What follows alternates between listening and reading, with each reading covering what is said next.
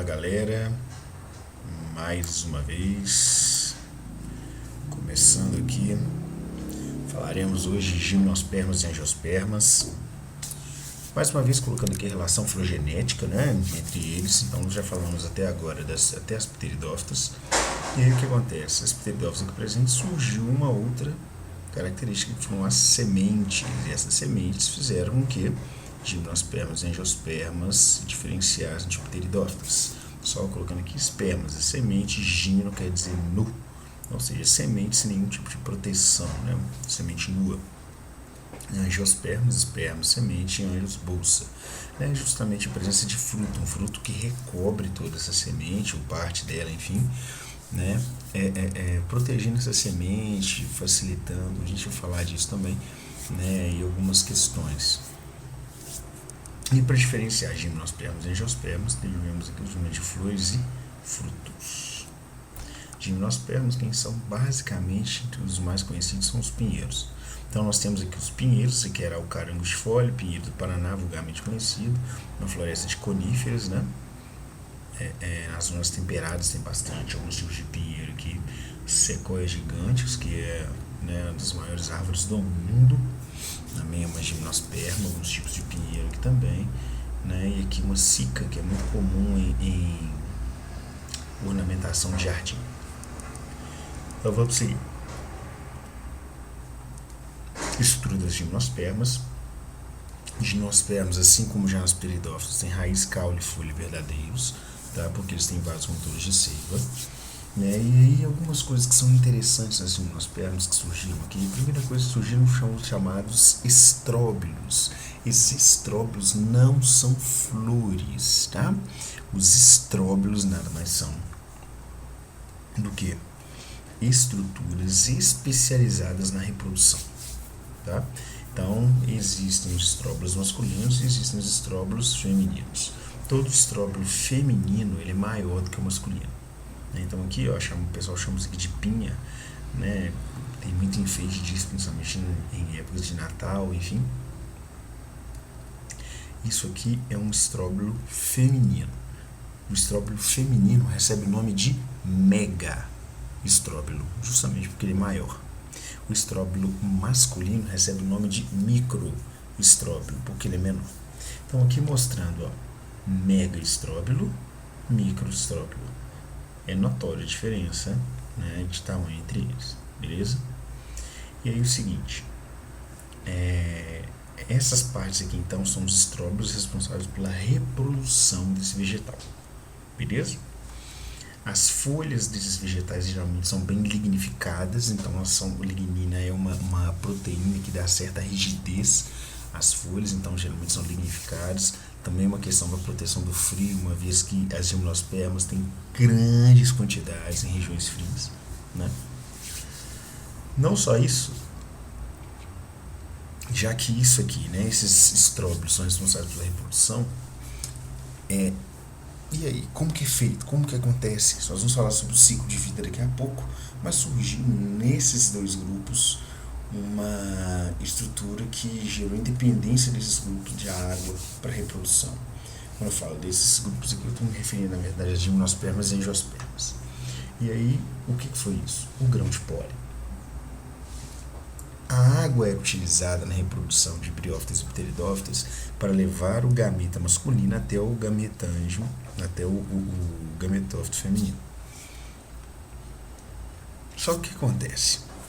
Com o grão de pólen, esse grão de pólen ele voa, né? Ele é levado pelo vento. Então, olha só, ele tem essas duas abinhas aqui, que são abas, né? Ele é alado. E aí esse grão de pólen aqui, na verdade, ele vai sendo levado pelo vento e chega até o esporófito feminino. Então ele sai do masculino, vai voando, ou muitas vezes por algum inseto, na verdade, que veio aqui esse estróbilo feminino, masculino, depois vai no estróbilo feminino. Isso acontece bastante, principalmente com besouros, né, nas gimnospermas. E aí, se o vento bate ali, por exemplo, esse microestróbilo libera os grãos de pólen no ar. Esses grãos de pólen vão chegar até na verdade, se não existe barreira alguma, ele vai chegar até o megastróbilo, né? E lá ele vai fazer o crescimento do tubo polínico. Como assim? Se vocês repararem essa imagem, vocês vão ver o seguinte: essa parte em verde aqui, ó, eu tenho uma coisa que é o tubo polínico. Olha aqui, tubo polínico ali, ó. Então, ó, eu tenho gametas, duas células são os gametas, e aqui a célula vegetativa que vai fazer com que o tubo cresça. Então, essa célula aqui vai conduzir o crescimento do tubo. E aí você tem dependência da água para reprodução. E a outra é a semente. A semente ela é fundamental. Por que fundamental? Dispersão. Essa semente ela protege o embrião, né? Então, olha só, eu tenho uma reserva nutritiva aqui dentro. Ó, eu tenho um embrião aqui dentro, eu tenho uma reserva nutritiva aqui dentro. Por quê? Reserva nutritiva. Esse embrião, quando ele começar o desenvolvimento, ele precisa, obviamente, de nutrientes. Ele vai retirar esses nutrientes justamente dessa reserva. Beleza? Aí eu tenho aqui o revestimento da semente também. Muito bem, muito bem. As gimnospermas geralmente são de porte assim, bem elevado, né? Um porte grande, geralmente de média. Tá? O pinhão, para quem não sabe, isso aqui, né, o pinheiro do Paraná aqui, ele é conhecido como pinhão e espinhão. Tem muitas regiões do Brasil que comem ele, né? Ele pode ser cozido com água e sal. E depois você pode consumir da forma que você quiser. Beleza?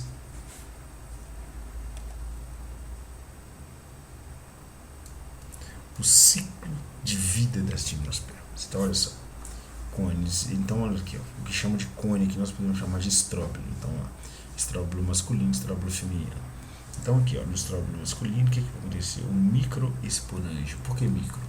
Tudo praticamente voltado para o masculino é chamado de micro. Colocado no feminino é chamado de macro. Continuando.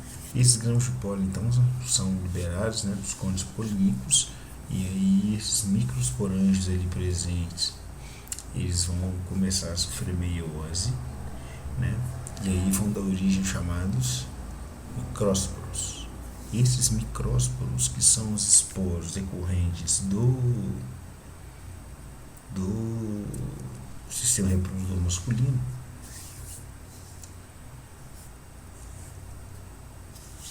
esses micrósporos, então, na verdade, estão presentes dentro do grão de pólen, agora, né, presentes no grão de pólen, completamente viáveis para a reprodução. O que significa dizer isso? Enquanto eles estavam no microesporângio, eles passam por um processo de amadurecimento, de maturação.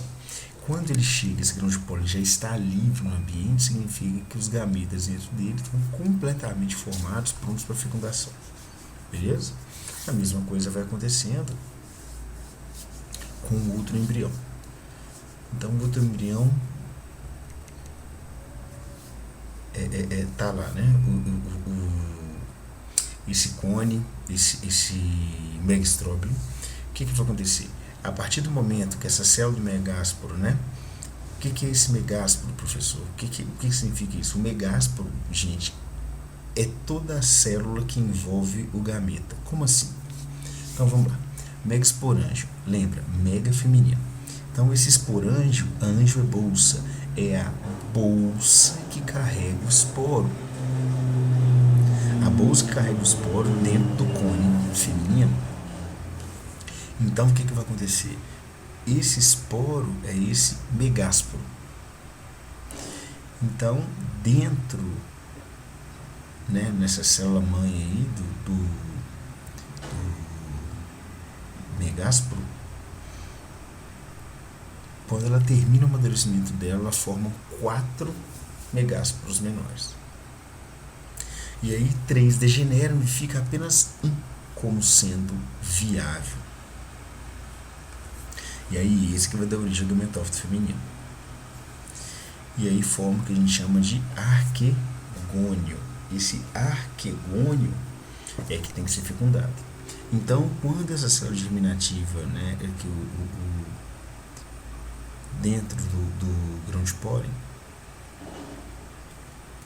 né, eu tenho duas coisas. Eu tenho a célula espermatogênica e o tubo polínico. A célula espermatogênica é a reprodutora. O tubo polínico, a célula tubo polínica é aquela que vai fazer o tubo polínico se prolongar.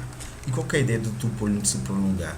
Levar, na verdade, né, para a fêmea o material genético dele.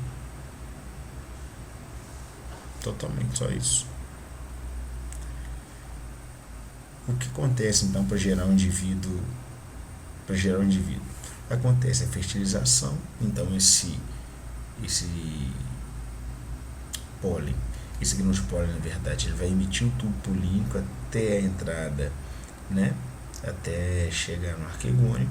E lá, se não tiver barreira física, não tiver barreira alguma, né, ocorre a fecundação, forma um zigoto. Esse zigoto vai formar, obviamente, uma semente. A semente tem um embrião lá dentro, está aqui presente, né? Então, se você olhar aqui, está aqui presente, o embrião está aqui dentro no meiozinho.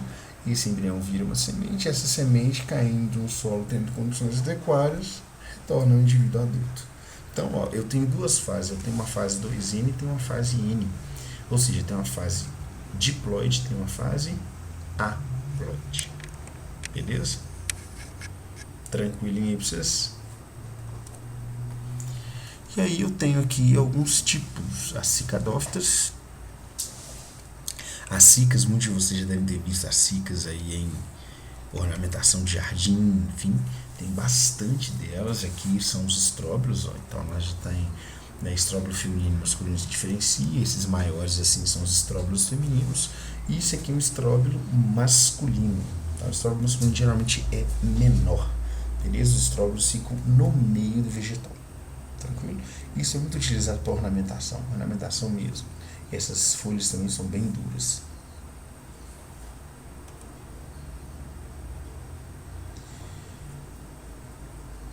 Então, quem já tomou ginkgo biloba sabe muito bem o que é isso aí. Ó. Detalhe, aqui fica parecendo que parece que a árvore, assim, professor, como que é gimnosperma, tá tudo amarelo, você falou que não tem flor, e realmente não tem. Né? Isso aqui é um processo pelo qual as folhas passam de amarelamento. Tá? Então aqui o ginkgo, beleza?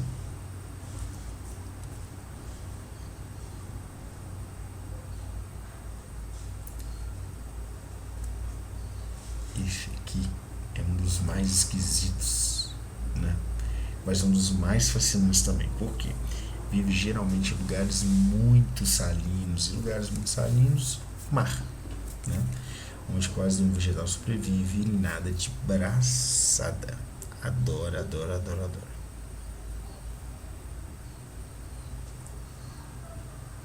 Vamos seguir aqui. Coniferófitas. As coniferófitas são araucárias, aqui muitas araucárias, mas são na verdade todos os pinheiros, né? É o que alguns tipos de pinheiro. Aquele pinheiro de Natal, o pinheiro mais em forma de cone, os pinheiros como araucária, enfim. Angiospermas, duas coisas surgiram: flores, atração de polinizadores e garantia não, mas a possibilidade de um maior sucesso reprodutivo. Frutos, maior chance de dispersão das suas sementes no ambiente, graças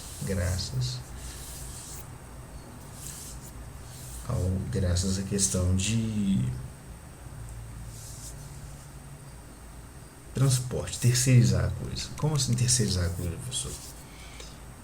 Não são as plantas, na verdade, que exercem essa dispersão por vários locais do território.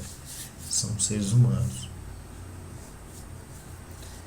E aí, à medida que você tem características que atraem, obviamente, animais, isso torna-se, a dispersão, né, torna-se cada vez mais fácil. Ok?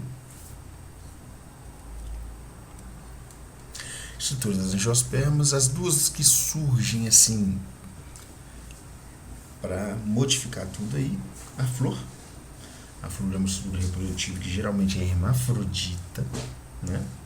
Aqui presente, ó, então aqui ó, tem o ovário, né? O ovário aqui presente, aqui está o óvulo. Então essa aqui é a parte feminina, essa aqui é a parte masculina. E aí vamos lá. Então eu tenho os verticílios externos, que são aqui o cálice, com as suas sépalas presentes. Depois eu tenho a corola, que são o seu cálice. Esse cálice também está fora da flor praticamente, porque... Aliás, perdão. O cálice, na verdade, está fora, está um pouquinho mais fora da flor, mas ele serve para dar sustentabilidade ao conjunto todo que está acima dele, que é a corola, que é a parte colorida toda, né? Além, obviamente, dos carpelos e estames. O que é carpelo e estame? Carpelo, então aqui, ó, estigma, que é onde o grão de pólen se prende, filete, que é por onde o tubo polínico vai descer, ovário, que é onde está inserido o óvulo. O receptáculo é essa partezinha entre exatamente a corola entre a corola e o cálice.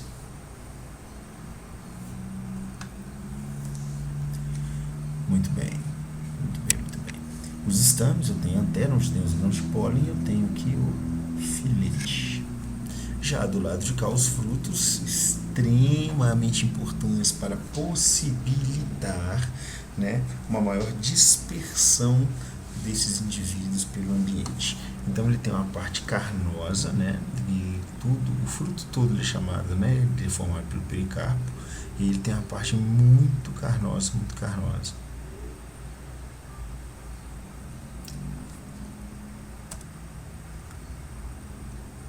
Então, o ciclo de vida das angiospermas aqui presentes, eles são mais complexos, obviamente, que as gimnospermas, certo? Então, mas aqui acontecem coisas parecidas. Então, ó, microsporângio, ele vai amadurecer, vai liberar microsporócitos.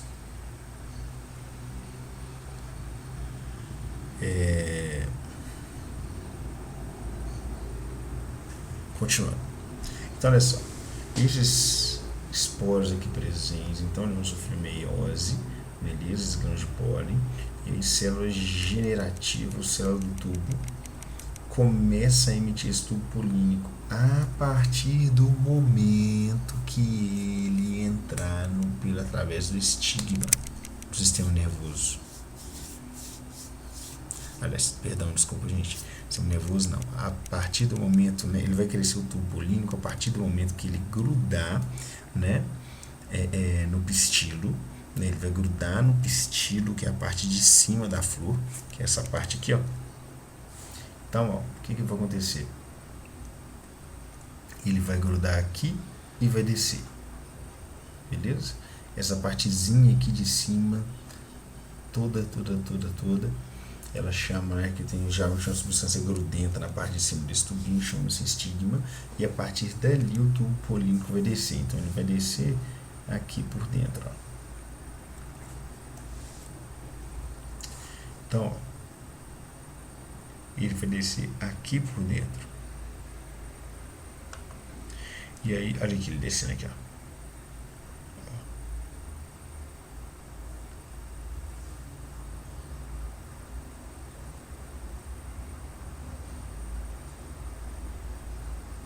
Muito bem. Depois que ele faz esse crescimento aqui, o que vai acontecer? Ele vai levar a célula, né, germinativa, que é o gameta masculino, até o gameta feminino. Só que esse gameta feminino aqui, né, o ovário, na verdade, onde estão inseridos os gametas femininos, também tem que estar amadurecidos. Então, o que vai acontecer? Esse ovário vai amadurecendo os seus esporos. Então, olha lá, o megasporângio forma a megáspora, e essa megáspora depois, né, é que vai receber, vai preparar e vai receber o óvulo, né, vai preparar, né, para que o óvulo receba, né, o gameta que vai vir pelo tubo polínico. O tubo polínico então cresce até chegar, né, dentro do ovário, e no ovário ele vai tentar fecundar e vai tentar, obviamente, fecundando, ele gera, obviamente, uma semente, gera um embrião. Esse semente e embrião, então, na verdade, vão levar alguma alegria para uma série de questões. Como assim alguma alegria? Gente, vários animais se alimentam não necessariamente dos frutos, mas sim das sementes. E isso é extremamente importante para os vegetais. Por quê? Se esses animais não se alimentassem disso, como que esses animais iriam ser atraídos por esses vegetais aqui para auxiliá-los na dispersão desses indivíduos?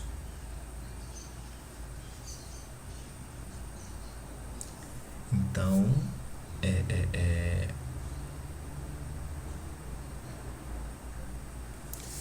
importante, na verdade, para a sobrevivência do vegetal, que várias das suas sementes elas sejam levadas com os animais que as visitam. Tá? É uma coisa muito louca isso, né? Mas isso gera um equilíbrio fantástico. A partir do momento que essa semente ela germina, ela dá origem a um indivíduo jovem e aí começa o ciclo todo novamente. Só colocando que desde as pteridófitas a fase dominante, né, desses indivíduos sempre é o esporófito. A parte gametofítica. O gametófito aparece somente na época da reprodução. E aí as angiospermas são divididas em dois grandes grupos, monocotiledônio e dicotiledônio. Só lembrando que cotilédones, na verdade, né, quando você quebra aqui, ó, cotilédones, então tira o mono aqui, fica cotiledônio, tira o di aqui, fica cotiledônio. Então significa falar o seguinte: o cotilédone, né, então tá mostrando bem aqui, ó, são locais onde são armazenadas substâncias nutritivas. Então, na verdade, esse primeiro caso aqui eu tenho dois cotilédones, um feijão. Aqui é um feijão. Aqui é um milho. E aí o que acontece aqui? O que está acontecendo, na verdade? O que ele está mostrando? Eu tenho uma parte que é única e exclusivamente. Então tem uma parte única aqui, que ela serve única e exclusivamente para armazenar nutrientes, e é o cotilédone, né? Então tá aqui, ó, é justamente essa parte aqui, o cotilédone. A outra, as folhas. As folhas das dicotiledôneas são paralelinérveas, ou seja, fazem paralelos aqui. Já no caso das palmeiras, por exemplo, enfim, você tem a nervura paralela, né? Ou seja, paralelinérvia. O milho também é assim, né? Então o caule ele trabalha, na verdade, com internamente, né, a seiva elaborada, externamente a seiva bruta. Nós temos ainda as pizzas, as flores no caso, né?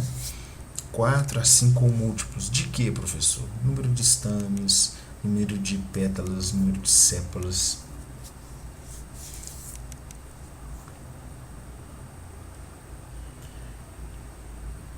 No caso das monocotiledôneas, o número, na verdade, de flores, número de sépalas presentes, basicamente,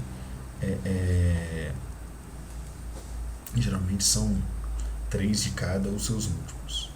E o grão de pólen, que possui 3 poros, no caso das dicotiledôneas, e um poro apenas no caso das monocotiledôneas.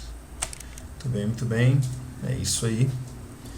As angiospermas, galera, nós temos infinidade de exemplos aí. Então todas as árvores que vocês verem frutos aí presentes são angiospermas. Então, nós temos desde um tomatinho até árvores aí muito grandes, como na floresta amazônica, por exemplo, o pau-rei, que pode chegar aí a mais de 30 metros de altura. Beleza? É isso aí. Até mais para vocês.